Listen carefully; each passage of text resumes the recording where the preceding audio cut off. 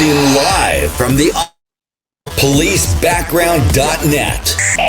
This is the Police Applicant Podcast with your host, Ken Roybal. Hey, welcome everybody to a special episode of the Police Applicant Podcast. This is episode 72.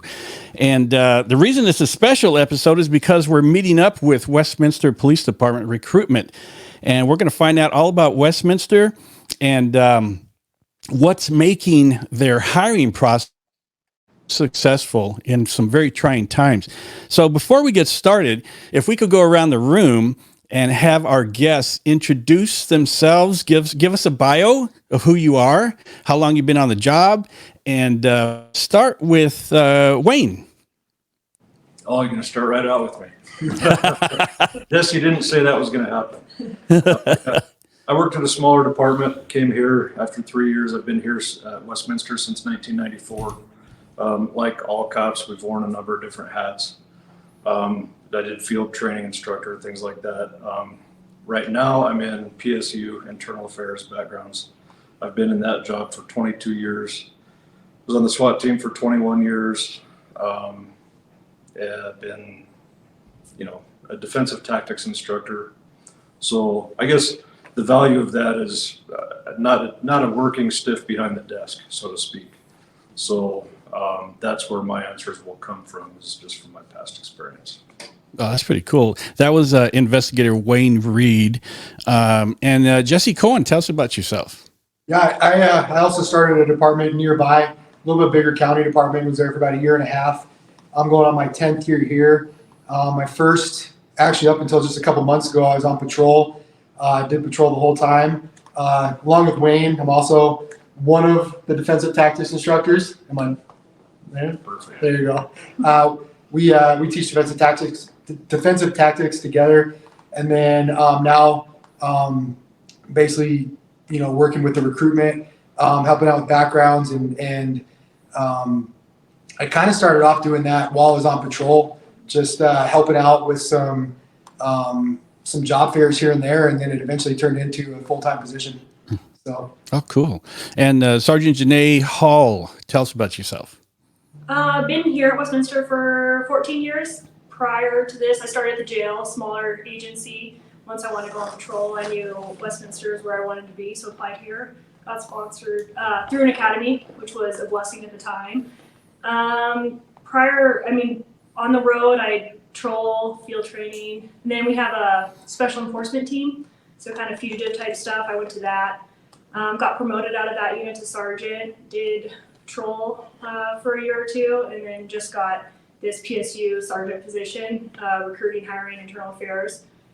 Been doing this for about a year now. So cool. And PSU is public safety unit? Professional service unit or section. PSU. Okay. We kind of call it, yeah. And what is the function of PSU in total? So we handle internal affairs, complaints, things like that. We're also in charge of backgrounds, hiring, recruiting, and our training division is in us as well. Units in us. Okay. And so you've been on 14 years. And Jesse, you have been on how long? So I'm in my 10th year here, and I had about a year at a county. So I'm going on 11. Okay. And Wayne, how long have you had total? Oh, total? Started in 1990-ish. I think it was 90. It goes. So I'm 29 years here and 3 prior. 29. That's pretty great, man. Are you getting ready to pull the pin anytime? Oh, let's hear what he's going to Yeah, say. we don't even know. Never. I'll die here. That's funny. I love it. I'll die here. Yeah. Oh man. One day I was I don't know what it was. I think I woke up one morning and I said, you know what? That was fun. I'm gonna go do something else now. It just came to me. I decided I was gonna retire. So I did, but not really. So there's as long as you have something to do when you retire, you always have to have something to do. I sat around for 3 years thinking I was going to sleep in for 3 years, and then after that, I had to go do something else. So as long as you have a game plan, but retirement's a good gig.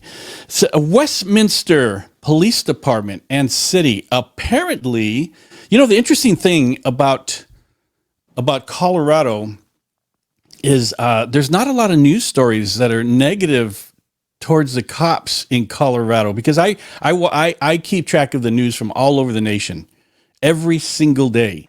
And I rarely get a lot of stories coming out of on the national level for Colorado. But Westminster, and I talked to Jesse about this, Westminster appears to be kind of a popular place to do police work. Can you tell us a little bit about Westminster PD and what the city's like, the size, what's it like to live in Westminster? Yeah, we actually are kind of like, I guess you'd call us like a destination department. When I first got hired, when I tested for my original department, they actually weren't hiring, and it was pretty disappointing. So I just applied, got hired wherever I could. And as soon as Westy opened up, we're known as Westy out here. Yeah. As soon as Westy opened up, I applied and was able to get on.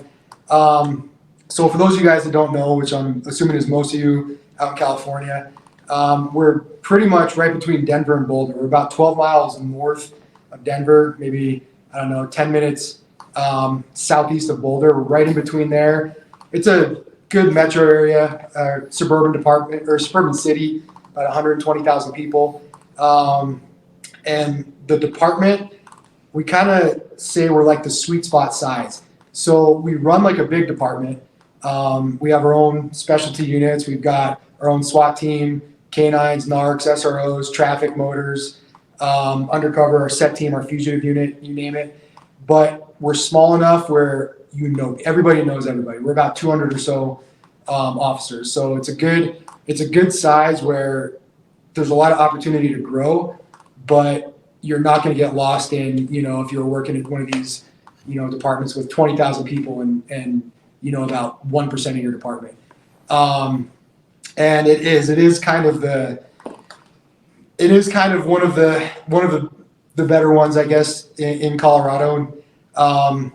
And we're starting to become national too. We've had a lot of national, a lot of nationwide hires recently from out of state. I think we have like 10 or 12 Yeah, that sounds right. Yeah. from out of state. And they come here first off for Colorado, hunting, fishing, outdoors, mountains, skiing, snowboarding, you name it. But as they get here, they see the way that we run the department and how efficient we are, our training, the morale, the leadership that we have. So it's been a very, very, very good department to work for, and it's easy for me to go out and talk about the department when I talk to people looking to apply, because I just tell them what we do. I don't have to make anything up, because everything that we have is here and is very good. That's cool. What's the population of Westminster? We're about 120,000, I think, at least documented. So, Yeah, that's a decent sized city. I'm gonna go to Wayne and then Janae. I'm gonna put you on the spot. What you guys have been there a few years along with Jesse. Wayne and Janae, what is it about Westminster PD that makes you, I guess, love the department? Because in 2023, the departments that get the most news stories are the ones that are having problems, and Westminster doesn't seem to be having that problem. So what is it about Westminster that makes it such a great place to work? Well, I think one of the biggest things that why I had a successful career and I like our department so much is our admin supports us, our chief supports us, but we also have a supportive city and city council, and all those things play a part in making the job what it is, because every angle you get supported by. So, and they just let us go out and do our job. They let us go out and make decisions, and I mean, the community wants to feel safe and they want us to do that job. So I think that's why it's been so easy, why it's easy to go out and say what a great department is. I mean, when you look at all three of us, we all lateraled over here, and we get a ton of laterals. That's the majority of our hires are all laterals, because they'll go out, get hired at their first job, and then get the reputation of Westminster and how we treat our employees, and then they'll want a lateral over here. So I think that's why we've been successful, just because of the support we get from everybody. Yeah, I'd second that. Like right off the bat, the first thing when you put me on the spot that came to mind is the people. But that's one small part of it, but it's all incorporated together. It's the people and the support. The biggest thing I hear from other departments is lack of support, and not even with their own admin, but typically with the city. And I think we all know, especially, none of us are youngsters here, so we've seen that it starts at the top. And if you don't have your city's support at the highest levels, it's hard to do your job at the lowest levels. And we have that. And I think that's unique. And I came from another department as well, where the grass always looks greener. And I was doing well there. They liked me, just like here. We all had successful careers at other departments. We got here. It's a little scary. You wonder, is the grass greener? And it truly was here. But to be succinct about it, I'd say it's the people and the support. We are supported through every layer. And as cops, we recognize the job's tough. This is not an easy job. And a lot of times where even cops they're black and white thinkers, but this is a gray area job. And it's how you navigate the gray areas that matters. And that's when you really need the support all the way up and down the chain. Yeah, that's good to hear, because there's so many agencies that, there's a lot of whirlwind that happened after 2020, and there's a lot of departments that chose to change, and the leadership has been the downfall of many, many agencies. And it sounds like Westminster did not fall in line with that, and they're supporting their officers. Mental health is important, and just keeping, backing your officers is a big deal, especially from the chief's office on down, and the city councils. And a lot of people don't understand that. And what I tell candidates all the time is, when you're applying for police agencies, do your research. Find out what the Google is talking about, city council, the chief's office, the department in the news, and pick your departments wisely. And it sounds like Westminster sounds like a great place to be.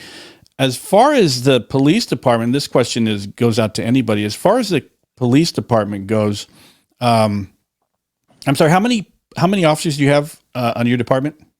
186 right now. We're a couple down. Okay, so 186, and I'm imagining you guys have a pretty good family atmosphere with the department. And yes. Oh, sorry. No, go ahead. That's one of the biggest things, our camaraderie, and you'll see it. Every police department you go to has camaraderie. You go, you get your best friends, the guys you hang out with, and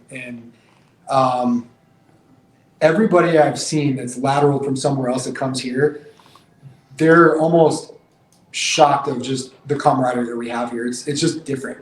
You come to the shifts and it's literally like a family. Most of us are closer with the people that we work with than we are with our siblings or, our some other members of our family. And it is definitely unique, and it's hard to explain, because I'm sure all of your listeners are like, well, yeah, we have camaraderie at our department, and I'm sure you do, but until you actually see it here, you don't realize the level of camaraderie and just the closest and the relationships you get with, the guys and girls on your shift, and your supervisors, and even your command staff. Yeah, I remember, if I can remember this far back, many years ago, I was working a patrol division, and the normal LAPD patrol divisions were maybe 250 officers, and even though it was, you work at a division for a while, it still didn't have that family atmosphere that I hear from a lot of agencies. So I always like to hear when departments, you guys are family, and that's a big deal. Wayne, I have a question for you. Where does investigator fall in? Is that a detective? Is that a supervisor? It'd be equivalent of a detective. Okay. And so, Janae, I'd like to know what assignments are available. I know Wayne's been on about 200 years, and he's worked everything. Internal affairs, SWAT. all this kind of cool stuff that everybody wants to work. What are the opportunities like for someone who wants to go, especially a lateral? Let's say a lateral has 5 years on somewhere. What are the opportunities for someone within the department? Is there canine, SWAT? What can they do? Yeah, we have it all that all the big agency has, which I think is what makes us special with a 200-person department. Is we have canine. We have, how many canines do we have? 4 or 5? Four. We got 4 canine full time, and then Wow. SWAT. We're a part of CMAT, which is a task force for auto thefts. We're a part of Safe Streets, which is another FBI task force. What do we call FBI task force? We have drug task force. We have obviously investigations, traffic, motors. We have the SET team that I was on, special enforcement team, which is like undercover, fugitive apprehension kind of focus. What else? We have our, did you just mention SROs? Oh yeah, SROs. And then I think that covers most of our specialty units. But then obviously we have investigators that are assigned in PSU, do backgrounds. Jesse's position is actually brand new. We saw a need for a little bit more focus on the recruiting side. And so his position just became available. We created that. So there's lots of opportunity in our department to change things up and do different things instead of just doing patrol. If there's something that you want to focus on, kind of have a little bit of areas for, I would say, any type of focus on it. And one thing I always tell all the applicants coming in, so if you're watching and you're thinking about applying, pay attention. If you do want to go to a specialty unit, right, whatever it may be, SWAT, detectives, you have to earn it, and you're basically you have to go through a testing process, but you're basically testing for it day one. So, for example, if you come in and you want to be a detective, because we are small enough where we know everybody, then you better be doing the little things. It's you're going out on your calls and you're processing your scene, you're taking pictures, taking fingerprints, DNA, you're writing good reports, doing good follow-up, taking your cases as far as you can before they get kicked to investigations. So when it's time to, test for that position, it's already kind of assumed that you're going to put in and maybe even anticipated, and you might even be asked to put in for it, versus, doing something where you're doing the bare minimum, and then all of a sudden you want to jump to the special position. It's going to come up in your test, why, okay, you're put in for this position, but when you're on patrol, you were doing the bare minimum, you aren't doing your follow-up, your tactics were off, whatever it may be. So it is good to have our size department so we can pick the right people for the right job, and it gives you that incentive to work for whatever position that you might want to go for in your career. That's cool. Sorry to interrupt. Tag on to that, just some of the logistics involved. We've come over the last few years to realize the value of laterals and the value that they bring here. Where we have 200 people, positions are pretty competitive, but one of the things that was holding back laterals at one point was our own policies, where they would come in, but they'd have to wait X amount of time before they could test for things. And I'm thinking of a specific detective who had been in detectives for 8 or 10 years at his prior agency. He came here and he's like, honestly, he's good. His wheelhouse is being a detective. And that's what he wanted to do here, but he just didn't want to wait 3 years before he could test. We, as an agency, have seen the value of people like this with experience. They know how to be a cop. They know how to be a good detective. Why don't we maximize that value? So at this point where we're at, some of the changes that we've made administratively is if a person comes in, they can apply to get off probation in 6 months. So I'm thinking of a person, and I don't remember exactly, but it was between 6 and 12 months. This person tested for investigations, and because they were so good at it, they actually won that out. So here's a person who was a 15-year cop at a smaller agency, 8 or 10-year detective. He came in here, he did his 6 or 8 months, something like that, and went right to detectives. So those opportunities are there. We saw the value as an organization to change some of those policies and recognize that people coming in here as laterals, they know the job and they bring in valuable experience that we can capitalize on. So this officer lateraled from somewhere else as a detective? Yes. And then he petitioned to be off probation early, and he went to detectives? Yeah, he went into, just like everybody else, he started in patrol, went through the field training program. Typically, a person comes off probation in a year. And all new people come off probation in a year, but because of his prior experience, he petitioned, and it's a formal process that we go through, where he can petition and say, hey, based on my experience, now I understand your systems at your department, can I get off probation? And it's almost always granted unless there's a reason not to grant it. So he got off probation in 6 months, tested for detective slot, and a couple months later he was up in investigations. It was for SWAT too. We did have a person do that for SWAT as well. Those Wow. positions, they're highly specialized, and that's a good point. When we bring somebody in who's on a SWAT team and has valuable experience, whether it be military, SWAT team, things like that, we need to maximize and capitalize on that experience and recognize it, and not treat them like the newbie and hold them down just because they haven't been here for that long. So we've capitalized on those skills, and yeah, you're right. We had a guy prior to a year. I think he was here for 6 or 8 months or something, but he was 15 years in his old department out of state, SWAT for 10 of those. And I mean, Why not use that skill? yeah, exactly. Yep, exactly. That is a great idea. Whose idea was that? Because that is a great I idea. think it was mine. Oh, it's my idea. I'm pretty sure. Jesse's idea. Anything not counted for, Jesse's going to take. We'll just say it was mine. It's cool. That's a very, very good idea, because that gives you guys such a foot up as far as a leg up as far as attracting people. But if you tell a 15-year copper, come and join us Lateral here, we're the best department ever, and then you got to work patrol for 5-6 years, and they've already done their patrol time, but they put time into other units, specialties. That's pretty great. So I applaud you guys for doing that. And that's the kind of out of the box thinking I think that police departments need to look into. The issues that I find with a lot of agencies is the retention factor. I have personal knowledge of everything LAPD, from recruitment to hiring to retention and stuff. LAPD is going to lose. LAPD on a normal fiscal year from July to June loses 500 plus officers per fiscal year. This coming January, they're slated to lose 500 officers. That's only half the year, half the fiscal year.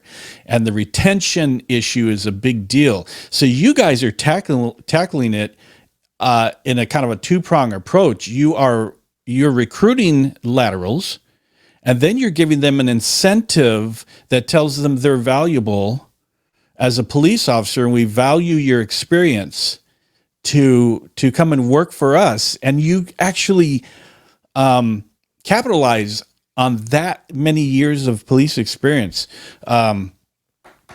Janae, what efforts do you guys do to reach out to laterals? I think our big success with Laterals is just being on calls with a lot of these surrounding agencies. We're not, we're obviously smaller than like LA is, so we cover each other a lot, surrounding agencies. So I think that when we go on calls with them, they see kind of how we operate, how we handle calls, and how we perform, I guess, and word of mouth, just talking to them, a lot of people. We also obviously do the job fairs. We're on, social media, on Police One. We're on a bunch of different types of things, but I would say our biggest success has been word of mouth. For sure. We just have a great reputation in the state, and like Jesse said, it's kind of a destination department. So us getting laterals, I think we're pretty successful with, just because of how our department is.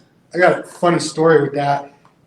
We did oral boards. Oh, I know. Kind of like 2 or 3 weeks ago, and it was like 2 or 3 guys. You're on an oral board. I'm just gonna give a question. It's fine, right? And you say, okay, why Westminster, right? I'm sure you've conducted interviews, and you're kind of looking for that unique answer.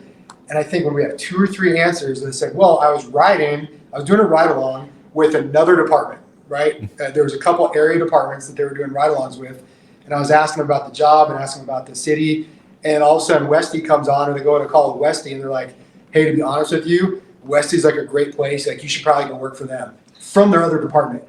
And it came up like 2 or 3 times on our oral board, and we just started laughing. We're like, all right, well, I gotta ask that question, I guess. I know we can't name drop them, because I'm like, we can't cheat like that with their officers. And that's what it is, in the metro area, in Colorado, in the metro area, and you see it. I was just at a training last week. There's all the departments, and then there's Westy. And every time you go there, everybody knows about Westy. Everybody, you just kind of have this like little, it's almost like an aura about you just because they know how efficient we are. And I didn't believe it until I came here and I started going to these trainings or going to these other calls, and it was, oh, good, Westy's here. Hey, that guy's from Westy. And it was almost like you were the leader of wherever you were at the time. That's pretty good. I can see walking around your police department, and I'll bet you there's people just laughing in the hallways. Just a very warm, fun atmosphere, because you have to have that in these trying times in police work, and just in police work. Janae's got to look it over. Yeah, we laugh a lot. Fun of Jesse's like laughing down the halls. Yeah, making fun of Jesse's a theme around here. Yeah. Sorry. No, it is what it is. You're more than welcome to too. You're fine. Go ahead.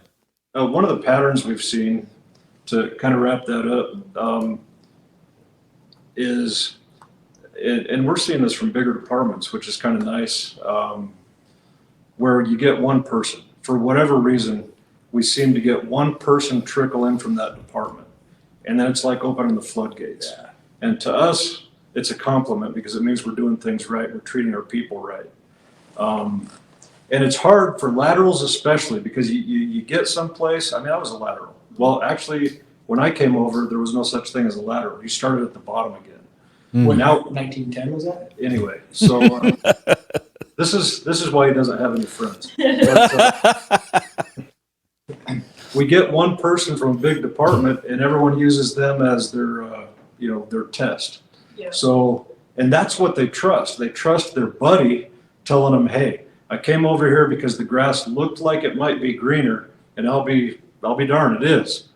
And then that word of mouth, going back to what Sergeant Hall was saying, that word of mouth starts to spread. So the pattern is we get one person, and then we get 4 or 5 more. Mm-hmm. It's been kind of nice, and I'd say it's a nice problem to have. And the feedback we get is, like I said, it tells us we're treating people right. We're doing the right things, because you don't know. You only live in your bubble. You figure, you assume everybody's doing it the way you're doing it. And then when you hear from other agencies, and these are good agencies with good people, and they're coming in and telling us that we're doing it a little better, it's nice to hear. And I always find it funny when I go to these, recruit events, these job fairs. I always get a couple of the recruiters that come up to me like afterwards, and they'll just whisper like, "Hey, are you hiring?" And I'm like, "Yeah, I won't say anything. Don't worry, get their information." Yeah, the lateral pool is really important to tap into. There's agencies. For instance, in Washington State, there were I remember when agencies out here were offering $20,000 lateral bonuses. And at the time, this was just a couple of years ago, at the time it was like, holy cow, $20,000 to lateral they wanted them to lateral from Seattle. And they were getting a lot of stuff from that. Then the hiring bonuses went up to $30,000. This is mostly on the West Coast. And then they went up to $40,000, maybe in Las Vegas. But Antioch, I think it was Antioch PD in California, just offered $75,000 lateral bonuses for police officers. The funny thing about this department is you're going, holy cow, they're so much in the hole with recruitment. They're offering $75,000 to lateral there. But when you read the fine print, they're getting the money from the salaries of the officers that bailed on the department. That's where they're getting the money, because I don't get that. But it sounds like some of these agencies, they're really hurting to get people, and they're throwing money at it without changing the atmosphere of the department. That's a big deal. So it sounds like, I'm sorry? Too. We have a bonus too. We actually had to implement that. Talk about when you were talking about the recruiting efforts, kind of that we've had to change. We offer that. We offer $10,000. No California $75,000, but we offer $10,000, and we kind of since we use the people in house so much for word of mouth, we started offering like a referral bonus to our own employees. So if you refer someone that gets hired, then you get $1,000. So kind of incentivize like our own employees referring people as well. Yeah, and 10,000 is pretty decent money, and I think that's warranted, in these times. But you guys, I don't think you have to. I think you could probably do without the bonus and still hire people. So I like what I'm hearing so far, and I think that officers from other agencies. I want to get into a little bit. We're going to take a quick break, but I want to get into a little bit about Westminster's hiring, and I want to get into your lateral program, the pay, and everything like that. So we're going to take a quick break. We'll be right back. Hey guys, this is Steve Gould, host of the Things Police See podcast. I want to let you know the Police Applicant podcast, one of my favorite podcasts, is now offering additional members-only content for only $4.99 per month. The new subscribers-only content will feature additional episodes hosted by Ken, Donovan, and Minerva, early access to podcast episodes, special members-only YouTube content, and private meet and greets with the hosts and other fans. The podcast episode will still be free every 2 weeks, but can you believe all this extra content for only $4.99 per month? The perks are fantastic, and you'll also be supporting the valuable work our hosts provide to you. Let's face it, guys, we need people to become cops. We need these guys to guide them through it, to motivate them, to inspire them to do so. You can also support the podcast with one-time and monthly donations. The links for subscribing and donations are in the show notes in the podcast page at policebackground.net. Also, if you're interested in a podcast that concentrates on police war stories and what the men and women of law enforcement face on a day-to-day basis, please check out the Things Police See podcast on all podcast platforms or go to thingspolicesee.com. That was our good friend from the Things Police See podcast, Steve Gould. Steve and I used to be background investigators in LA, and he moved back to Massachusetts to become a small town police officer. So he's got a very successful podcast. So if you guys want to be on his podcast, let me know. I'll give you the hookup. That's the War Story podcast. Super popular. So you know what? I think I talked to him actually. You might actually send me his stuff. That's right. He said that you had reached out to him. So that's pretty cool. Talk about your Westminster's hiring, and I know you have a big focus on laterals, and I brought up this your website because we're going to put this on YouTube for people to see, and so we have the $10,000 hiring bonus. But tell us, Jesse, I can't remember exactly the conversation, but it sounds like, is your main focus on laterals, or do you also have new hires? We do both. For new hires, it's a little more time sensitive because you have your two academies. You have your academy in the winter, your academy in the summer.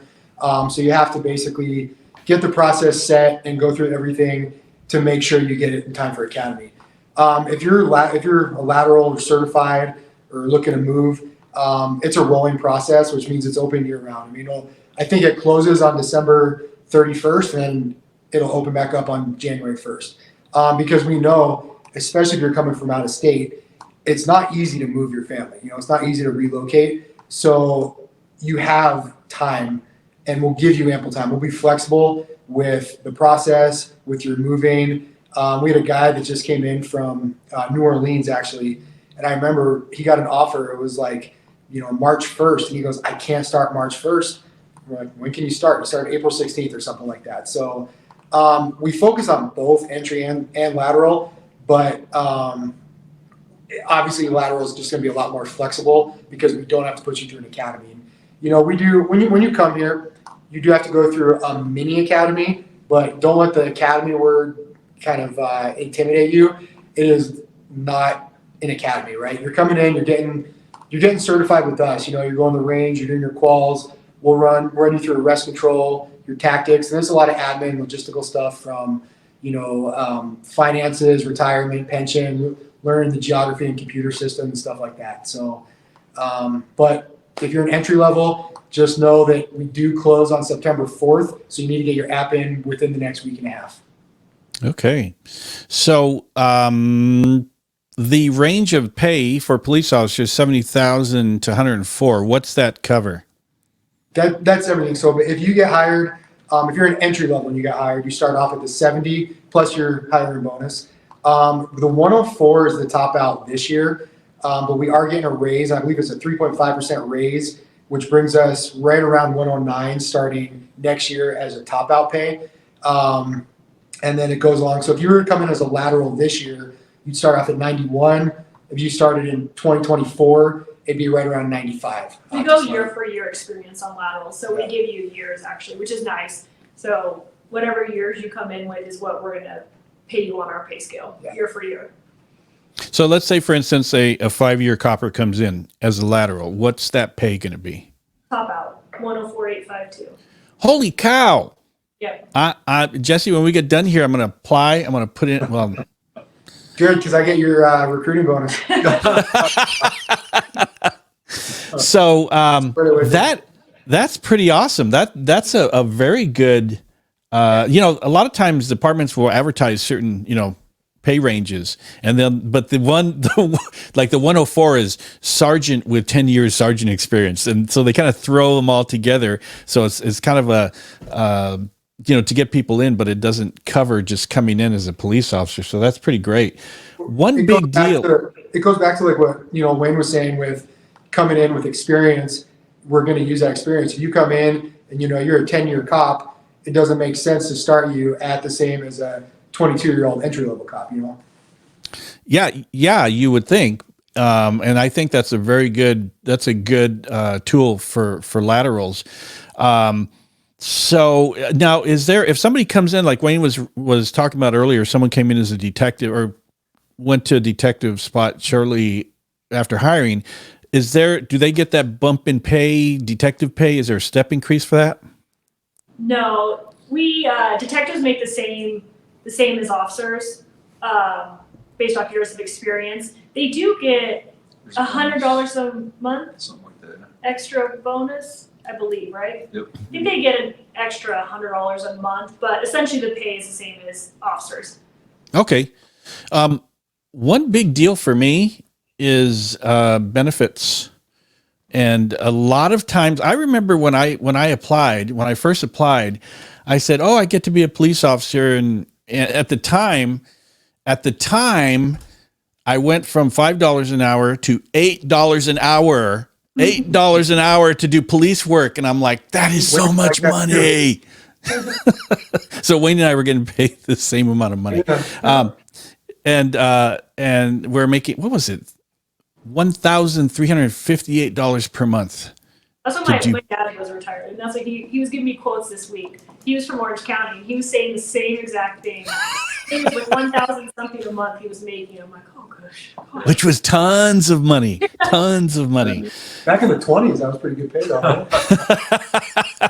And so, but I never thought, it never occurred to me. I didn't think about medical. I didn't think about retirement, sick leave, vacation. I didn't think about any of that stuff. It was just so cool to be a cop. And so I tell police officers on the podcast, I tell candidates, you need to pay attention to the benefits. So let's talk a little bit about Westminster's benefits, medical and pension and sick time and all that kind of stuff, vacation time.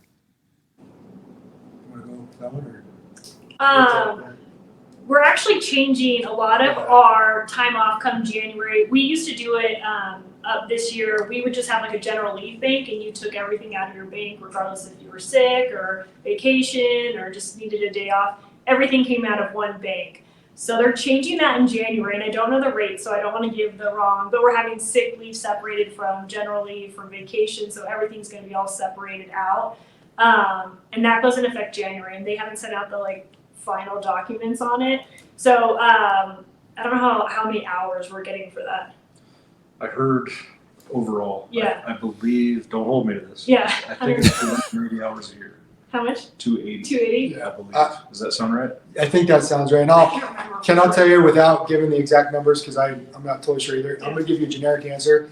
We have so much time off that we all do our time at work, and then everybody has the stuff they do at their house and outside their hobbies and passions and stuff. And I think sometimes my wife even, she'll be like, "Do you ever work?" Because I'm always home. Like we just have so much time off, you know. But it's good. It's enough time that it's actually a logistical issue for the patrol commanders. Yeah. One of the big topics they discuss is how can they keep staffing up with all the time off that people have. Wow, that's pretty cool. So medical benefits. Is there a portion that the city pays and a portion that the employee pays for medical? Yeah, city covers a good chunk of it. It kind of depends on price point. Because you can do just yourself, you can do yourself and your spouse, or you can do your whole family. So all the prices range depending on who you want on the plan. But I mean, it's comparable to, I would say, kind of other agencies. But they pay a good portion of it. So gosh, I don't even remember how much I pay a month, but for my whole family's on mine, and it's nothing that significant whatsoever. So they cover a huge chunk of it. And then we have dental, we have vision, we have Actually, if you depending on what you sign up for, I even get one where it falls under, I get chiropractic, massage, and PT all under one as well, all under my insurance. Yeah. So that's actually huge for me. Yeah. And as far as the pensions go, what's the contribution and the percentage, depending on the years, I guess. But what's your pension program like? Boy, hard numbers. That's a good question. I'm not real sure on that. I think we're at 12, aren't we? It's 12%? 12. Yeah, it's 12. I think. Okay. It's FPPA. So if a person wanted to look it up, it really gets into the weeds like all pension programs. But if they wanted to look it up, it'd be FPPA, Colorado, to get into the weeds on it. But basically, it has a lot of options. And I think with retirement, that's important because people want to diversify, and it gives them the ability to do that. Everybody's situation is a little bit different, especially laterals who've already spent maybe half their life in the career. We have actually had, well, let me get to what it is first. Primarily, it's defined benefit. So for those who don't understand, that means that a certain percentage builds up, time and percentage equals a particular amount of pay. So every month they're going to be getting whatever that number is based on their time in service and a few other variables. But it's not like a money purchase or anything like that. So on its face, it's a defined benefit, FPPA. We have had people lateral over specifically for, and these are lateral cops who've spent, they're looking toward the end of their careers, actually thinking about it as I'm saying it. We've had a bunch. Yeah, we've had guys with 28 years on that came over here. Right. Because of the benefit, and they can buy in. When they get here, they can buy into the benefit that'll pay them out of pension.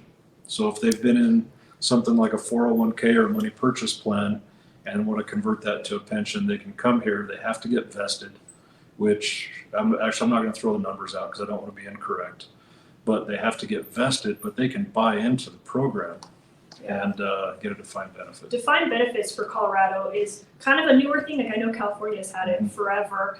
That's why we switched, I believe, in 2017. Would that sound right? Like that. We switched over from a 401k to a defined benefit through FPPA, and we were one of the newer agencies that, or one of the first ones to do it. So we got actually quite a few laterals when that happened because a lot of people at agencies wanted to go to it, but their departments or their city council weren't supportive of it. So we had actually quite a few laterals during that process. And people were, hesitant at first, but now when you really do the math, it's nice knowing if I had this many years, this is how much money I get. So a defined benefit sounds like you say in California, where you get X percentage per year credited to your pension, and then at the end of it, it all adds up, and that's what your pension is for the rest of your life. And is your pension state run? No, FPPA is not state run. No, it's Fire Police Pension Association. I think. No, it's not state run, which is why. And I'm not good at the retirement stuff, so I don't want to speak. But I know we were excited about that because when you really start looking into going to, you want to make sure it's going to last, right? Because I know California, there's probably been some scares here or there. where this one is, what's the word, vested or fully funded or whatever words they use, beyond how some of the state ones that we have are run. Yeah, and Wayne, you were saying that there's a time to get vested, and is that usually 5 years or so to get vested in the pension? That's what I was going to say. I believe it's 5 years, but I didn't look that up right before coming in here. So don't hold me to it, but I'm 95% sure it's 5 years. Yeah, that's super important for the people listening to this. It's very, very important that you pay attention to what the retirement plans are and pensions. And do you guys have medical into retirement? That's a new thing for us too. So we do have it now. You can stay on city plan and they pay a portion of it, of the monthly dues. They just got that this year, didn't we? This year. There's a rule of 80 and some logistics that have to be taken care of. But essentially, as long as you stay on the city health insurance, you're allowed to stay on the city health insurance. The only thing you lose is that the city doesn't pay the percentage that they pay for employees. Mm-hmm. However, if you meet the rule of 80, so roughly being 55 years old and having a career here, they pay what is the equivalent of roughly half of health insurance for one person. So then that goes up a little bit exponentially if you add people to it. But the bottom line is you can stay on the city health plan, and for an individual, they pay roughly half of it. And that's great. That half continues, at least it's reviewed annually, but the plan is for that to continue until you're 65 and hit Medicare. And he knows that the most because he's the closest to it. He's been 55 for what, like 30 years? Yeah, I'm being careful how much information I put out there to show how much research maybe I've done. He holds out on us. Yeah. But actually, the medical aspect in Colorado, that's a new thing for us too. Like agencies, it's not really a thing for them to cover your medical when you retire, and that's kind of, we're in the limbo of the 55 to 65 and what do you do? So them just doing that, I think was exciting for us. I know a lot of our employees are really excited about it. Yeah, I've talked to a number of officers, and I moved up to Washington State in early 2019. And I was surprised to find out that most of the police agencies in Washington State, they don't have medical into retirement. So a lot of the officers, when they retire, they don't get medical and they have to work a gap job until Medicare. And that's 65. And so, and then there's agency. And I first found out about it when I started working. I went back to backgrounds in 2006, and it was when there were a bunch of officers from different agencies were retired and they were working backgrounds. So I got to talk to a lot of different officers from agencies all around. Found out that so different the medical benefits into retirement. One officer was from Orange County Sheriff's Department, and they had a medical 401k. And so when they retired, for the whole family, the husband and wife, it was over $2,000 a month for medical insurance. And once your 401k medical runs out, you don't have any money. You don't have a medical. And then one guy knew he was covered by his department, but his wife, her premiums were not covered. And medical insurance is expensive once you retire. So those are things I always tell people to look into. You guys have it looks like I'm looking at the 40 hours of leave, general leave cash out. That kind of looks like the regular term life insurance. Tell us about education and training. That's a big deal too. I'll get into the training first. This was actually one of the biggest draws for me, and then this is one of, if not the biggest thing that I talk about when I talk to guys looking at lateral or entry level guys who. Most of them, they apply as they should to 5, 6, 8 departments, whatever. The training here is probably in my opinion, the way it's supposed to be done.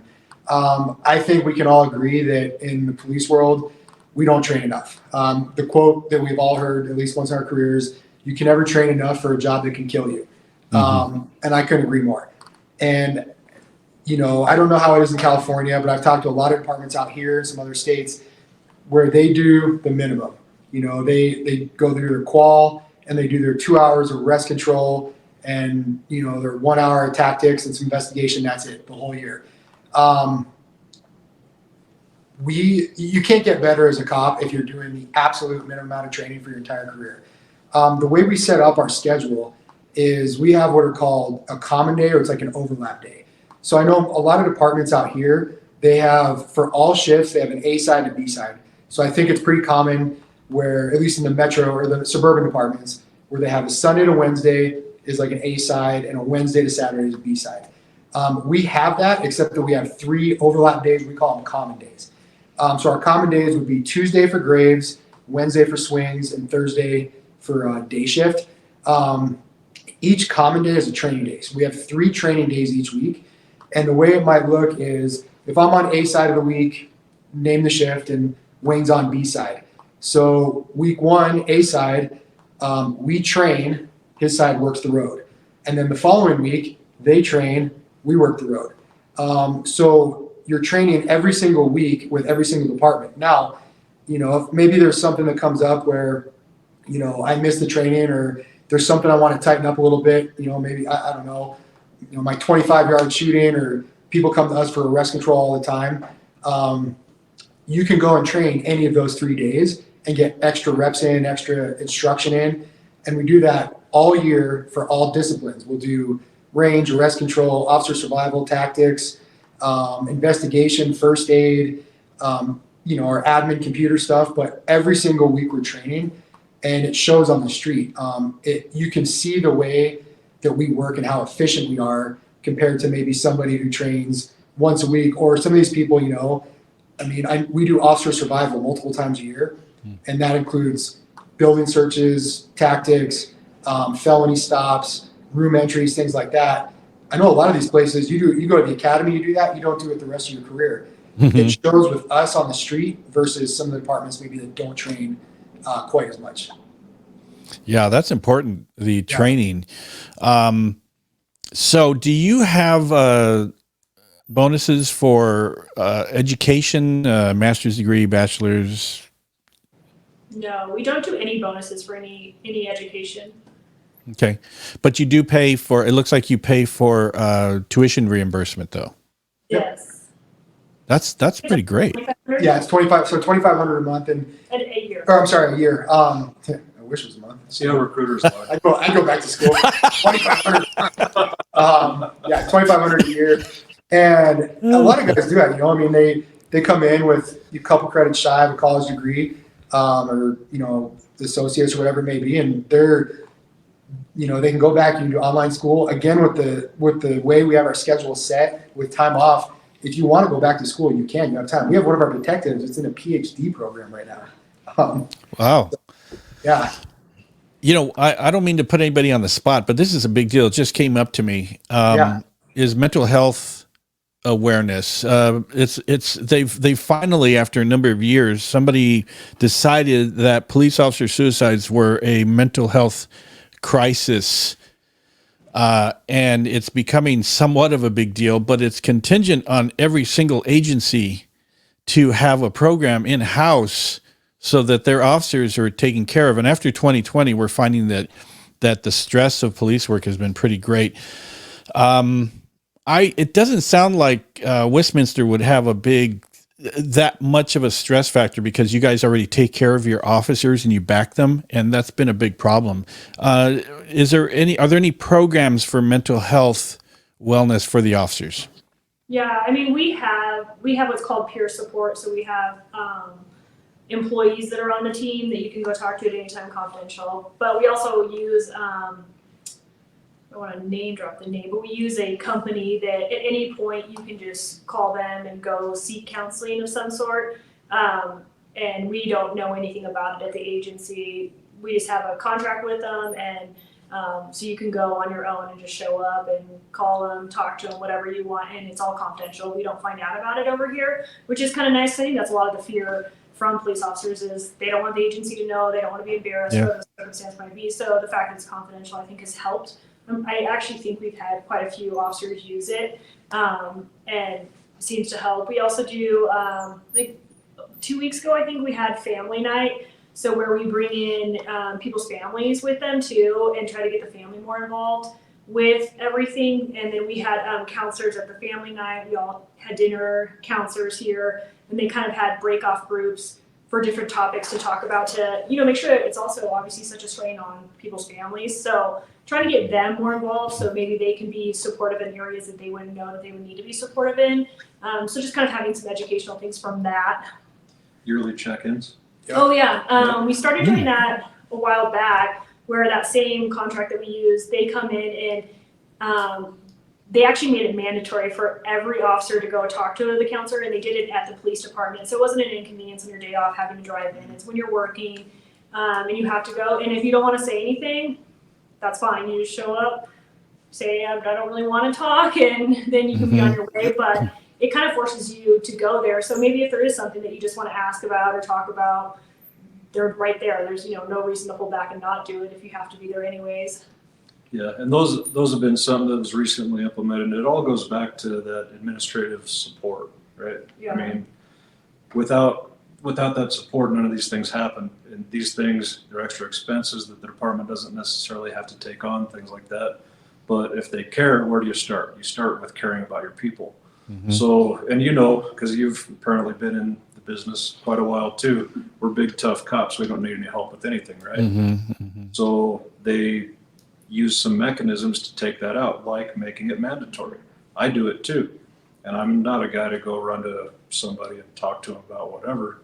But whatever. But anyway, but it's cool. And the people, there's a police family affiliation with it as well. So it's not like they're bringing in some outside agency who doesn't understand cops.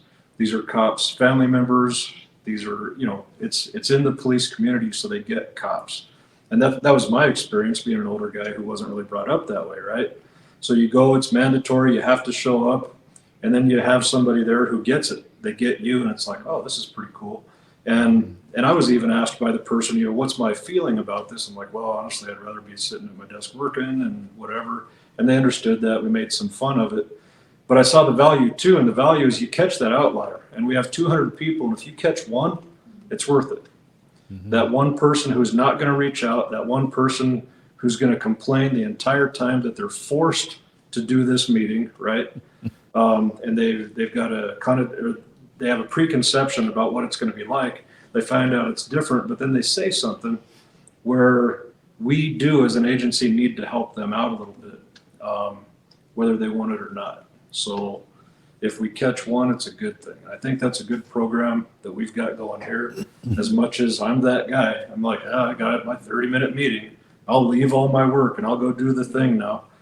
But it's cool. They also just hand you like a stack of resources, which is nice. I think even if you didn't want to take the opportunity to talk, they just hand you a stack of paperwork, and maybe at home you'll go through it and reach out on something else that they have available. So there's a lot of benefit to it. But I think that talking about like administratively how they're supportive, they're always looking for ways to help us. If anybody went to the chief and said, I think this would be valuable for officers, he would be, absolutely, let's try it. Like, they definitely are always trying to find ways to make sure that we're all okay, and they're supportive in any of those areas too. So that's the thing I think that is unique about our department. If you bring anything to any of our administrative, I hear yes more than I've ever heard no. Yeah. So that's very good to hear. As far as hiring goes, excuse me, for laterals, these are officers that have been state certified, and they have a post certificate. Do you have post? We do. So they're post certified. What about officers from out of state? Because I can see people. One of the big audiences, part of our audience is officers who are sick and tired of working at their agency that doesn't support them. And I talk to people. I talk to candidates every week, and I talk to officers every week too. But there are some that are just wanting to get out of the state that they're in. What are the requirements to lateral from out of state? So the way it works here is if you have at least 1 year of experience as a cop anywhere else. You can come here, you start working. You have 6 months to become Colorado Post certified.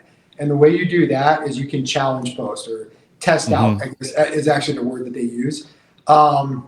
And you come when you come here, you do our mini academy, you go to all our trainings. It'll get you basically all the, I don't know the right words, points or whatever for your post certification. And sometime within 6 months, you have to go to the post headquarters, which is about 20 minutes away from here, and you test out. You have to test out on firearms, arrest control, and driving, and then you take the written test. We will help you with that. As far as I know, from all of our out-of-state guys, not a single person has ever had an issue with it. And then as soon as you do that, you literally get your grade that day, and then you're post certified. So it makes it so you don't have to go to an academy. Again, you go to our mini academy, which is more just training and logistical, finances and things like that. So you just have to reach out. Yeah. They have to issue you a provisional when you get hired. So you just reach out. I think they make you get fingerprints and they check kind of your status at whatever state you're coming from and just make sure there's no issues. You're not running from anything. And then once you complete all the steps from post in the beginning part, they'll issue you a provisional that allows you to now work in the state of Colorado, and then you have that 6 months to test out. Okay, so like in California, you can ask for a post waiver, and if you have all the requirements for training and stuff like that, then you get post certified in California. But there's no follow up training that you have to have. The most of the time is maybe a 2-week academy where you learn the codes and you learn policies for that department and stuff. But for Colorado, there's 3 classes you have to take. No, you don't have to go to a class. You just have to test out on it. So, you go. They take you to the range. You do their qual, which is a state qual. They have a little arrest control curriculum that you do that we'll help you out with, and then you do the driving course. And then after you do that, and that's the first half of the day. The second half of the day is your written test. You get that graded. If you pass that, you pass the other 3, you're good to go. Okay. So what is so I'm going to combine the two for a new hire and a lateral. What's the hiring process steps and what is the process like? And especially the background investigation. Is it mandated by post? Is it fairly in depth? I don't know that it's mandated by post, but we absolutely do a background investigation. So kind of what the whole process looks like, I guess, I'll kind of cover it, the trainee process. So that's a brand new person wanting to get sponsored through the academy. First step we do is once they apply is you have to take a written test. If you successfully pass the written test, then we do phone screens. After that's oral boards. And then if you pass oral boards, you go into background investigations. And if you pass backgrounds, then that's when you're getting job offers and we're sending you to the academy. So that's kind of the steps you have to pass to get there. As far as background investigation, I would say we do a thorough investigation. We're calling people, you have to go in and fill out the questionnaire about all kind of the things we need to look into a little bit more deep. Wayne is our obvious expert in the background investigations. He's been doing it 22 years. So 29 years. Yeah. So, but they're thorough. It's part of the background investigation is obviously the references, but then we do polygraph or CVSA depending on what we have availability for, and then we do a psych component to it, psychologist appointment. What else am I missing? Yeah, job suitability assessment. Yeah, job suitability assessment. Obviously, we're looking at employers, residences, police contacts, any kind of history, whether it's formal or not, criminal history. Just to dovetail something that we do, and maybe we would get to it, but Sergeant Hall was detailing out what we make a trainee go through, right? So one of the things that we've done is for certified and lateral candidates, they don't have to take that written test. Ultimately, for a cop, you need to make sure that they can write reports. We have ways to check that with lateral cops. And with a certified person, someone who has been through the police academy, if they can make it through the police academy and pass the post test, they can write reports.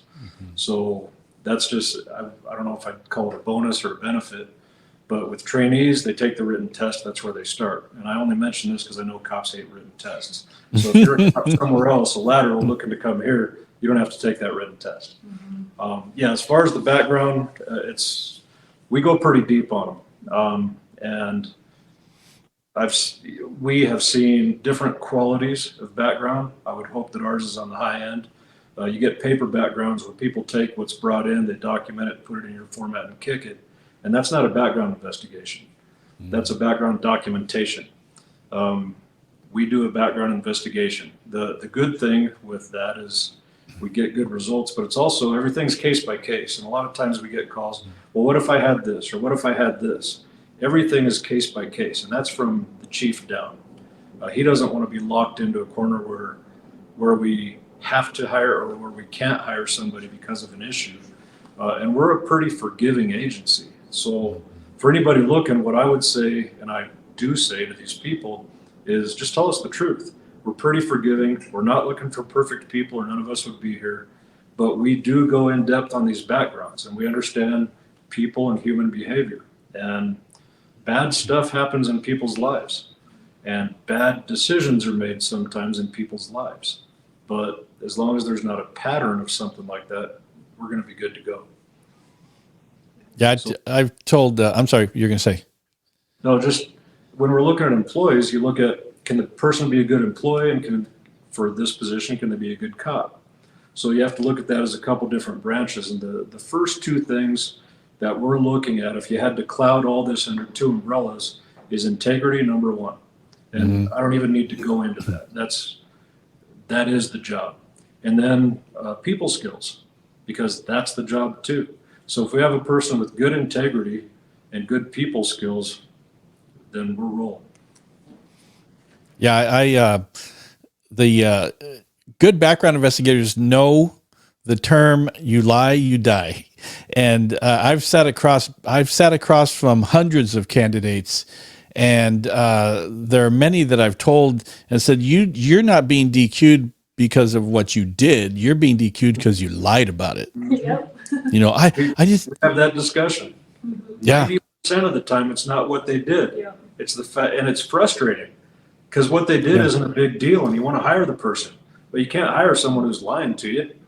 Yeah, and I generally, as in the years I've done backgrounds, I've never gotten personally like invested so much into the candidates, but there have been a number of candidates where they're just so outstanding, and then they did something in their background and I couldn't sew their head back on. So they broke my heart because you idiots, you know, but that happens in backgrounds. Wayne, I got something for you that you'll be able to appreciate.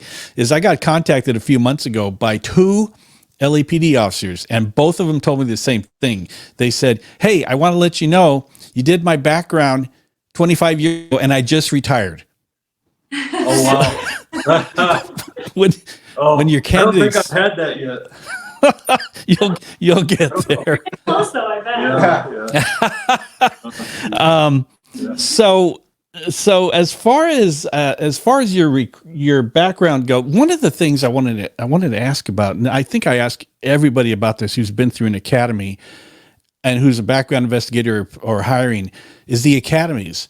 Now your laterals don't go to another academy, but for your new hires, one of the big deals for me, and this is because I'm really old school and it's difficult for me to change, is a friend of ours who's an old time. He's been doing SWAT for close to 30 years now. He's from Tennessee, and one time he termed an academy as the academy, and then there's the hardcore stress academies.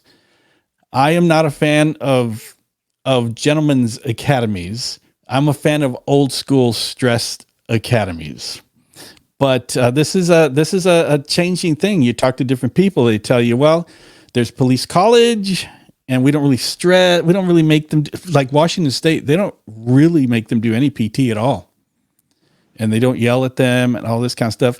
So what is it? Do you guys have a regional academy, and what is your academy like? We've had We change academies depending on what's available a lot of times. The way our city's situated is we're in 2 different counties, if that makes sense. So currently we have 3 people in what we call our Jefferson County Academy, one of the county academies. And then we've had to resort, sometimes we have, where there's no availability at that academy, we'll try one of the community colleges out, just because we've already got people hired and we got to send them somewhere. So we kind of move around. We don't have a dead set, this is what we're sending them to. I would say that we're probably, stress-wise, I would say Jefferson County is pretty stressful. Everyday PT for sure. Yeah, they do PT a lot, and I don't know if it's to the caliber of old school California Academy by any means, because my parents went through those, but I would say it's stressful. Yeah. Right? Did you? Yeah. Yeah, I don't know where it would be on the scale. to be I would honest. say if I had to guess between like part of the academies and the easy academies, I would say we're mid-level would be my Yeah. guess, where we kind of state to state where we stand. There's definitely stress in it, but I remember when I got out of the academy, it was stressful. I had to study, but then I remember thinking FTO was the most stressful thing ever. So I definitely think that we're probably mid-range in all the academies that we send them to. Cool. Did your parents go to, you said the Orange County Sheriff's Academy? Yeah. That is notoriously one of the hardest, hardcore academies in the state of California. Well, I hope my parents don't listen to this because they're going to hold it against me now.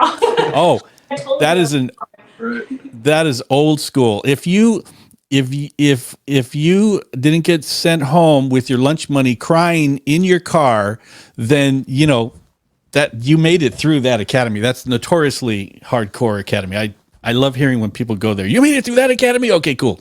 Yeah. So how long is the academy in Colorado? Like right now, our July Academy graduates in December, so 6 months. Good. Yeah. As it should be. So, and FTO, how is FTO? How long is that? Because you said your probation's 12 months, right? Yeah, it kind of ranges depending on how you're doing. Obviously, when we get a lateral that has 15 years on and they're squared away, we can get them through an FTO program a lot faster. I would say on average, a brand new person coming out of academy is probably 16 weeks, I think is a fair statement. But it all depends on, we don't have a set time. It depends on how fast you pick things up, I guess, because you can go a little bit faster, you can get extended, and that's fine as long as you're showing progress type thing. So 16 weeks, I would say, is average for a new police officer. Oh, okay. Wayne, when I got out of the academy, it was 12 months long. I was on probation for 12 months. The training officer said, "Don't touch the windows, don't touch my radio." I didn't get to drive for 6 months. Oh, For wow. 6 months, and I didn't touch the radio for sure. And the officers made fun of me all day long. So Been there before. I keep referring to Wayne because I feel like we have a kindred spirit, Wayne. We're like, Oh yeah, I'm there with you. Yeah. so.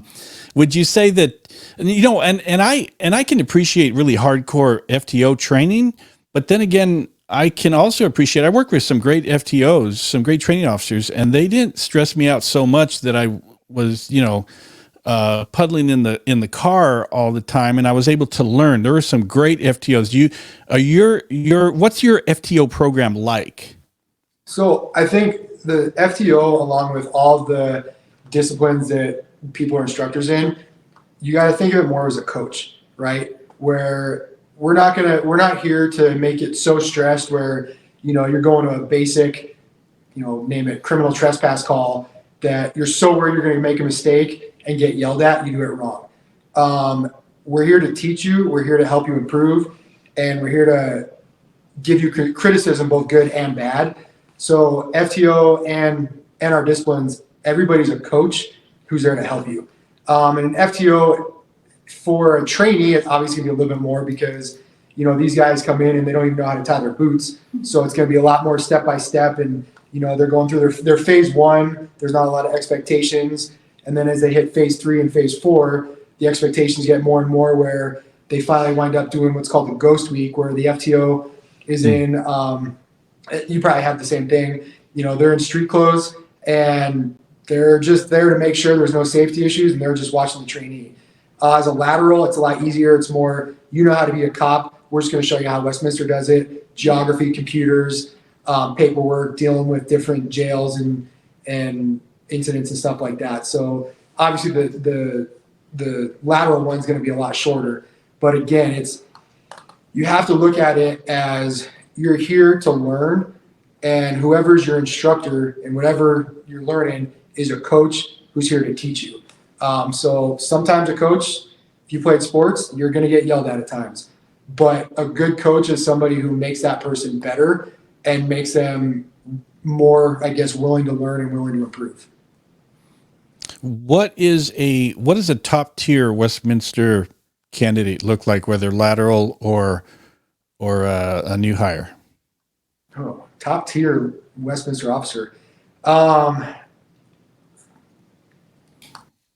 mean, I think the biggest top tier officer for us is I think moral standard, integrity, I would say, is for me the top tier Westminster officer. I want to make sure you're going to do the right thing for the right reason type thing. It's a tough question, honestly. Because in my mind, every Westminster officer is a top tier officer. Yeah. And that's the expectation we have. We don't pull any punches with it. We're not looking for average people. Mm-hmm. We're not. We don't hire average people. We're not going to do that to the people out here working on the road. Mm-hmm. They're top tier officers. We hire top tier officers, pure and simple. And we believe that. Yeah. So, and right now, even, we're authorized 199, we have 186, so we got 13 vacancies. And I'm holding out on those 13 vacancies until we can find, people apply and they're just not quite the caliber we're looking for, and we're not going to take them just to fill those spots. So I think that's what keeps our agency kind of with the reputation that it's having and the good quality of work is I'm not willing to fill it with, and the chief's not willing to fill it either with just people that aren't going to kind of fit exactly what we're looking for. We won't drop our standards. I mean, we've had, we could have however many spots open. We have 2 people that fit both from, they pass all the hiring process and fit with the character of a Westminster officer. We'll hire them. We've had processes where we haven't hired anybody because we would rather hire nobody and run with quality than be like, hey, we got 12 spots to fill and just put 12 people out there, because that's not fair to the citizens. That's not fair to the officers. So you guys don't take other departments' broken toys and No. yeah, no, we don't. And that's, it all kind of weaves together in the support that we get from admin, because a lot of administrators, it's a numbers game. I just need raw numbers. Just give them to me, because that's the pressure I'm getting from City Hall. And that's not this. Mm-hmm. And I'll be honest with you, even if that was this, our chief wouldn't allow for that.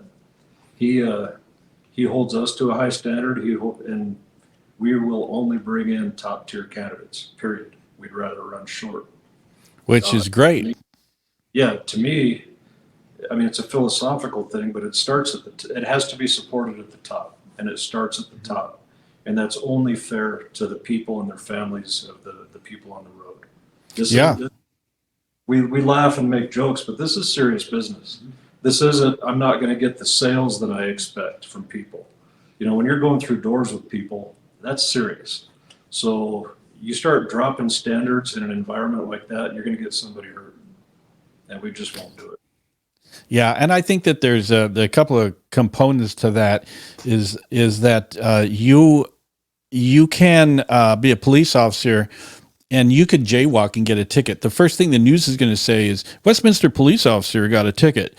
They don't care anything else, because as long as your officers stay out of the news for doing the right thing, then that's a good officer. I was talking to Jesse a while back. We did an interview. We put it up on YouTube too with Rachel Flick, Micah Flick's wife. She did a phenomenal job. But I never knew Micah, obviously, but the description that Rachel gave and the officers that spoke about him, that he kind of makes me think that he would be a perfect example of what a Westminster officer would be like. The integrity, the family. He was a family man. He was just do the right thing. And she talked about he would he wanted to learn something in detectives. So he came home with a book like this thick because he wanted to be the best he could be. And that sounds like something that the type of people that you hire, because everybody gets tons and tons of applications, but you guys have to be kind of picky in who you choose because you are hiring to reputation. You know, that was kind of a mistake I made when I first came into this role. Is I was like, okay, you know, I'm here as a recruiter. I want to get applications in, and I did. I was getting a lot of people coming through the door, but I wasn't really doing a good job of kind of screening them through because, you know, we have all these applications, except how many of them are actually quality and could even get hired. So it's something I've been kind of working on too, where now I'll kind of talk to people on the front end to see if, you know, not saying they're going to get hired right away from talking to them, but are they somebody who could be a good Westminster officer, who could pass our background, and, you know, that we want to bring in the door to at least give an opportunity to test versus just going on the street, handing out flyers and say, hey, come out and test. Yeah, don't worry about it. Well, you know, if you get screened out, so be it, because that's not the type of person that we're looking for. We're looking for a good quality applicant that, even being a good quality applicant, there's still a chance you might not, you know, make it all the way through. That's just, you know, part of the game. Yeah, and there's a difference between some departments that, like yours, who go, hey, we're hiring. You guys interested? And the other departments go, please apply, please apply. Yeah. And that's something that you need to keep an eye on. But in closing, I just want to say that I love your guys' integrity. I love the way you present yourselves. Just the department just seems like a great place to work, and the reputation that you have. I tell candidates all the time that when you're applying to be a police officer, one thing that you have to keep in mind, and background investigators used to be called the gatekeepers of the department. And they're the ones who vetted all these people that came in and wanted to wear your badge. That badge is the same badge that every officer that is a hero and left a legacy at Westminster Police Department, that you want that badge, and we're just not going to give it away. You have to earn it. And that is what I'm getting from you guys today. So in closing, I'm going to ask a response from all three of you. I'm going to ask a question. 2020 was a difficult time for our nation's police departments. And it's difficult to get people to apply. And you guys aren't having so much of a problem. But what words of wisdom would you give to someone who's never been a police officer and wants to still do the job in light of all the bad press and things like that, and people who have tried to disparage the job of police officer? So what would you say to people that still want to apply, even though it's not the most popular thing in the world? Because I believe it's a calling. So Wayne, I'm going to start with you. Oh man, pressure right off the bat. Huh? What I would tell them is don't pay too much attention to the noise. Yeah. And one thing, and it's been a lesson for me, I came in right after Rodney King, and it didn't affect me at all as far as my desire to do the job. People should be coming into this job for the right reasons, and if they're coming in for the right reasons, none of that stuff really affects you. But you have to pay attention to it, you have to be responsive to it. But if you're the right person for this job, it really doesn't affect you, because you should already be doing the things that those incidents do not represent. So don't pay attention to the noise, do your thing, you're going to be just fine. And if you want to get in this job, you're a hero, pure and simple. Go ahead and follow that one up, pal. Follow that. I think we're done. So now I'm glad I went first. All right, I can't follow that up for you. I truly believe that. One thing I'm going to say with that is, you kind of touched upon this, and I'm glad you did. I'm actually writing an article right now for Police One, and what it's about is doing your research before you pick a department. There are some departments out there in every single state, wherever you live, that have been negatively affected from 2020, and they haven't recovered from whether it's staffing, morale, politics, whatever it may be. They have not yet recovered. There's some departments that not only have they recovered, but it really didn't affect them. And I will tell you, Westminster is one of those departments. Do your research on your departments before you apply, because this is a great job and it will be a stressful job, but just you want the stress to come from the job itself, not from the department. If you do your research and you look at the departments and you see how they act, how they train, the camaraderie, the work ethic, the morale, just the overall character of the department, just know that when you do get in those stressful situations at the job or on your calls, it's done there because you have the support of your department. So make sure you're not just blindly applying, that you're really looking out and trying to find a department that's not only a good fit for you, but like you said, you're looking it up. It's not on the news every week for something negative for the past 3 years, or they're not just handing out flyers to anybody and say, hey, come work for us, dropping their standards. So you may be working with a Wayne Reed, or you may be working with somebody that you might have to arrest, down the road. So do your research, look for a quality department. There's a lot of good departments out there. So make sure you pick one of them. Awesome. And our last. That was good too. Gosh. Anyway, we're done. I guess for a newbie, I would have gone the direction with Wayne. I mean, and the research, it's like you get loud noise here and there, like Wayne said, and overall, pick a department where your community is going to support you, so you don't have to deal with those type of issues. But I think a lot of it too is like not to get discouraged putting in for this job. It's a lot of work. It's a lot of time, and we just need people that are willing to not just get discouraged, do the research, put in for the job, give it your all, and just be all in on it, because it is a lot of going to the academy, going through FTO. You need to support a family, and you need to make sure you kind of know what you're getting into. So I guess that would be my advice for somebody brand new trying to get into it. That's awesome. I want to thank you guys for being here. I think this was a great episode. It's going to be up on YouTube as well. And so with that, I appreciate what you guys are doing out there, and to hire police officers has been a tough thing, but you guys are doing it right, and your department's doing it right too, as far as retention and everything. So thank you so much, and we are going to be out of here. Thanks, Jan. Thanks for listening to the Police Applicant Podcast. We are the premier police background prep site in the U.S. and Canada. For more information on scheduling your police background consultation, go to policebackground.net.